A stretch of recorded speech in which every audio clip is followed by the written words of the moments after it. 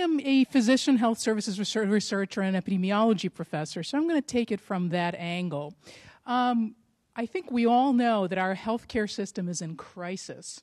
Oh, and it's over here. The costs are staggering. $2.6 trillion a year is what we spend on our healthcare.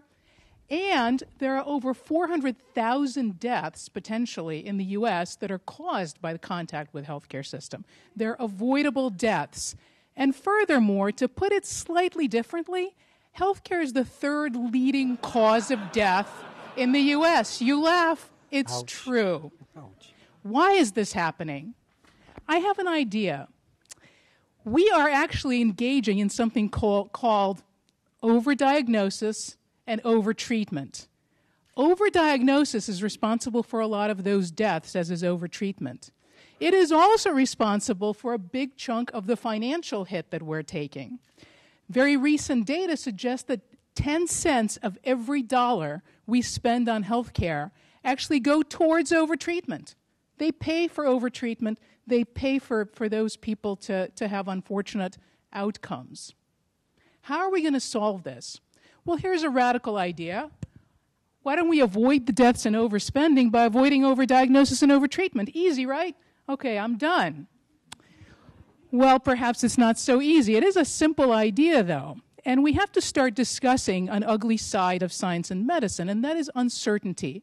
And it's actually not ugly, I will submit to you. I think we really need to start acknowledging the vast sea of uncertainty around these little islands of knowledge that we have in medicine. That's a part of the solution. The big solution I'm going to submit to you is cheap, simple, and available. But before I tell you what it is, we're going to play a little thought experiment.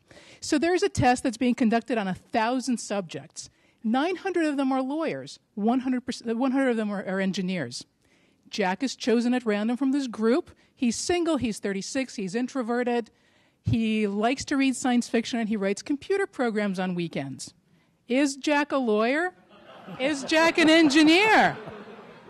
You laugh. Of course he's an engineer, right? Our intuitive mind tells us that he's an engineer, but there is a rational gentleman here who's shaking his head. No.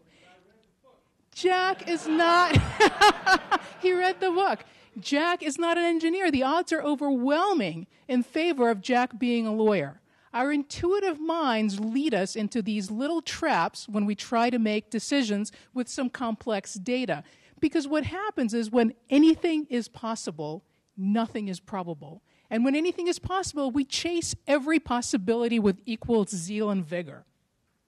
So the word probable is very important. And of course, doctors don't make these mistakes, right? Because we're all trained, we're very smart.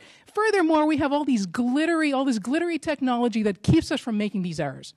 Well, let me tell you, it's not true. There is almost 35-year-old study that came out of Harvard. 60 Harvard physicians and physician doctors were posed with a problem.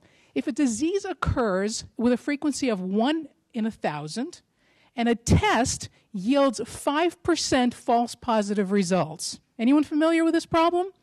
Here's the question. What is the chance that a person found to have a positive result actually has the disease? And the range given as choices went from low of 2% to high of 95%. Ding, ding, ding. There is your right answer, 2%. If you have a positive test, your chance of having the disease is 2%.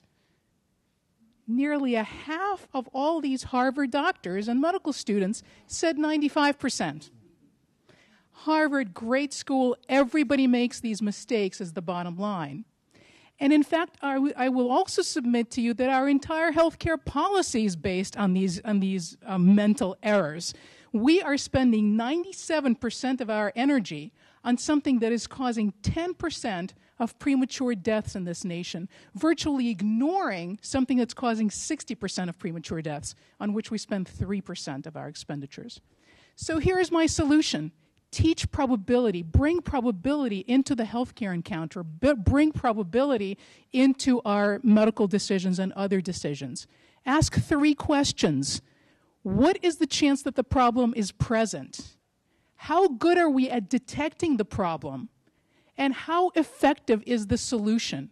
If we ask these three questions, I think this gentleman who walked through here a little bit earlier, who's well known here, rhymes with thinker, I think he would agree that that way probability can actually save our healthcare system and, more importantly, potentially our health.